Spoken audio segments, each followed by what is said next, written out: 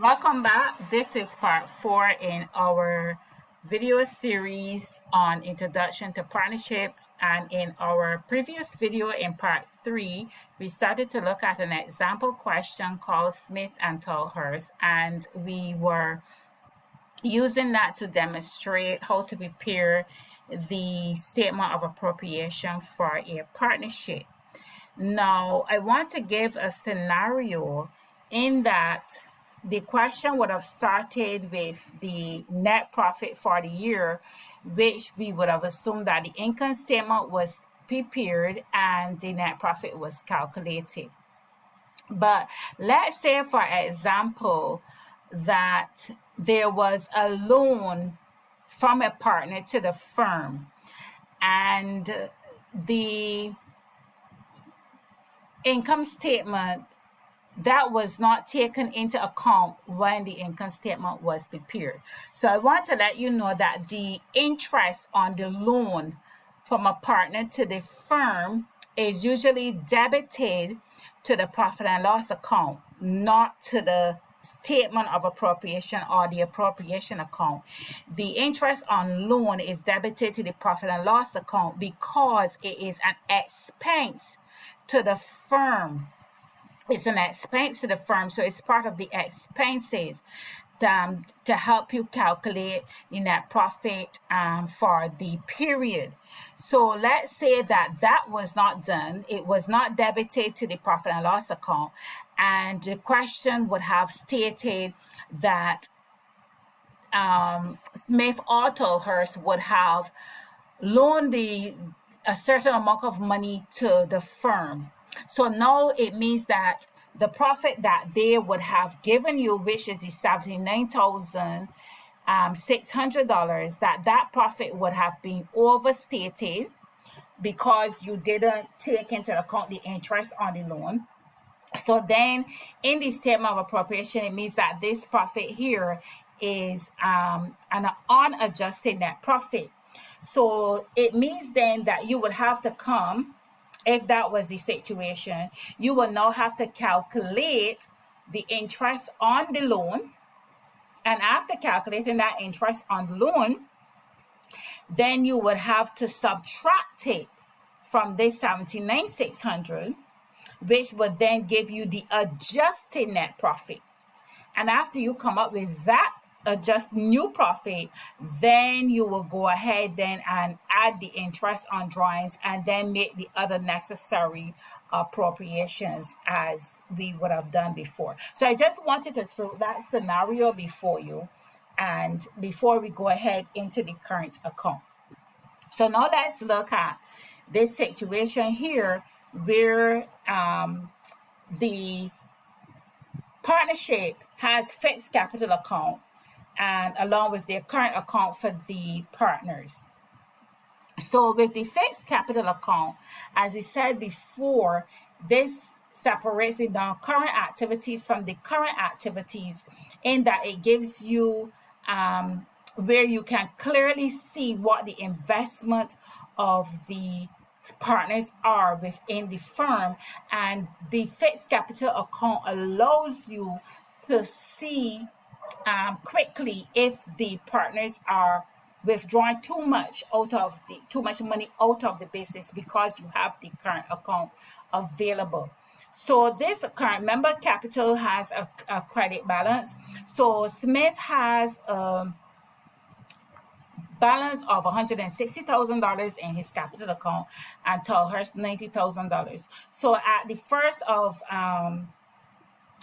November 2018, the balance brought down for Smith will be $160,000 and Tolhurst $90,000. Okay, that is what it would be. So this is what that would be for both of the partners. We give some editing here. And then at the end, since there's nothing, no capital was introduced, nothing else happened during the period, then the balance carried down at the end of the financial year will be the same $160,000 for Smith and $90,000 for Tolhurst. So we put those figures there. Let's look at this a little bit. All right. So we have our totals: 160,000, 90,000,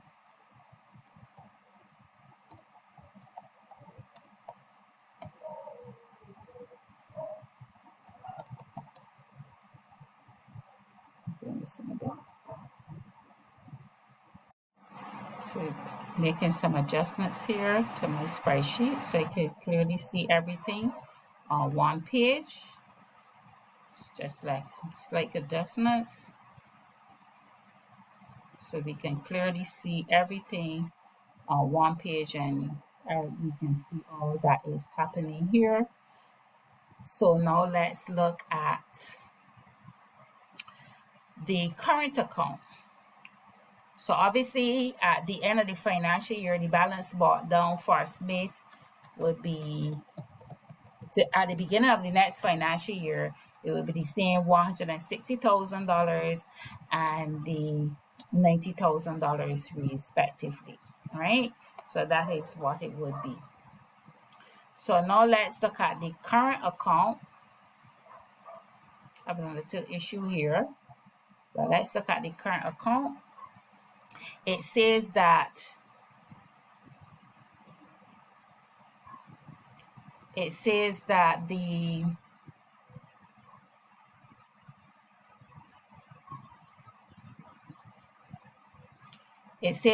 the balance for Smith was a credit balance. So this is the credit side on the right hand side here.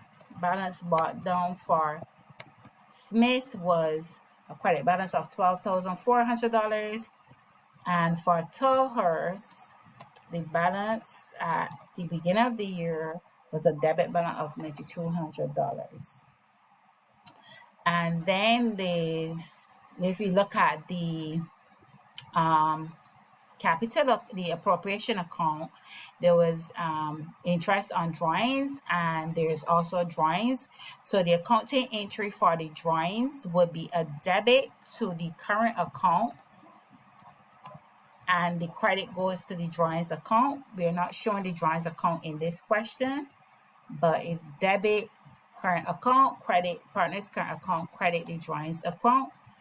The interest on drawings would be a debit to the partner's current account and a credit to the appropriation account. So the drawings account here, the appropriation account 1316 and 1520. Let's put that in.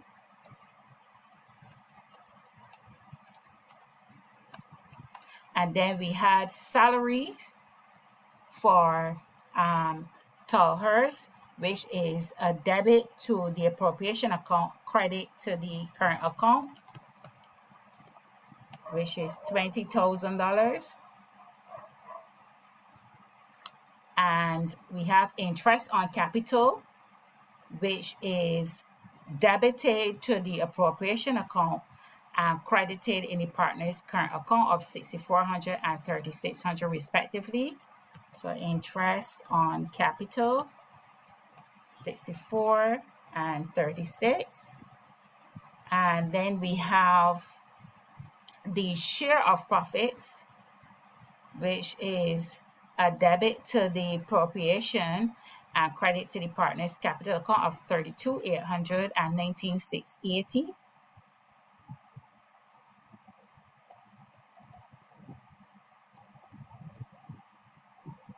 So that would be profit share or share of profits. If it was a loss, it will go to the debit side of the current account.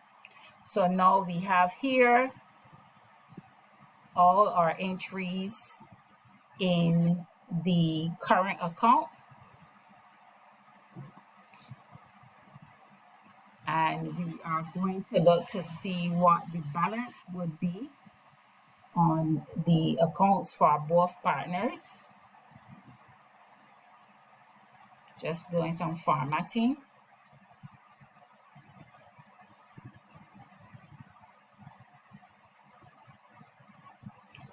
So let's total.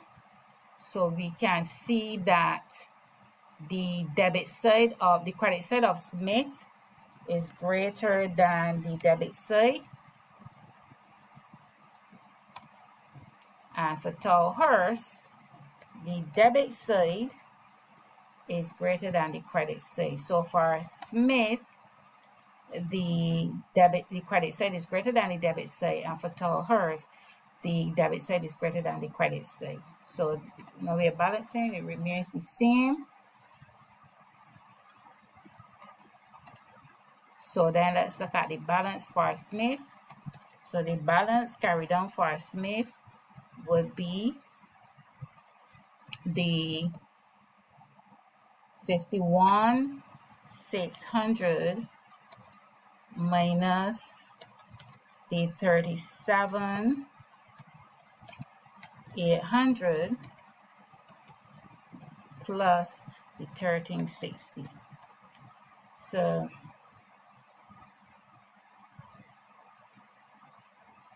37,300, sorry, 37,300. Right, so there's a balance. So Smith has a credit balance of $12,940. Let's look at Tolhurst. So the balance carried down for Tolhurst would be 60,520 minus 20,000 plus 36 plus 19,680. So Tolhurst has a debit balance of $17,240. So what does these balances mean? When we're looking at these balances for the partners, for Smith, it means that the credit balance means for Smith that he has $12,940 in undrawn profits from the business. So those are profit, that is profit that he has not yet withdrawn out of the business. So he has $12,940 still that he needs to draw down in profits. And what does a debit balance in the current account means? It is a negative figure, and it means that Tolhurst would have withdrawn $17,240 in excess of the profits that he should have taken. Because look at the beginning, he would have had 9,000. So at the beginning of the financial year, it would have shown that he had withdrawn $9,200 in excess of profits that he should have withdrawn.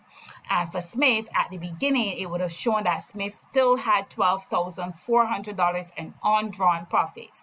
So now at the end again, Tolhurst is still withdrawn in excess.